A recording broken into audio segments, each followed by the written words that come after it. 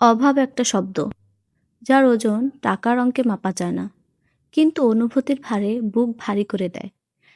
এটা শুধু না থাকার নাম নয়, এটা প্রতিদিন বেঁচে থাকার লড়াইয়ের আরেক নাম।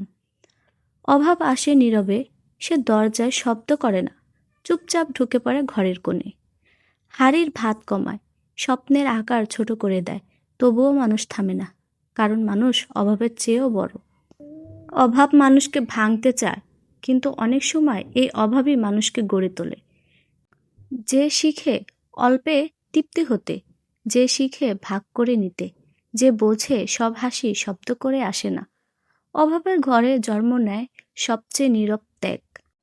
মায়ের মুখে হাসি, নিজের ভাগের খাবার সন্তানকে দিয়ে, বাবার কাঁধে ক্লান্তি, তবুও পরিবারের সামনে শক্ত থাকার চেষ্টা।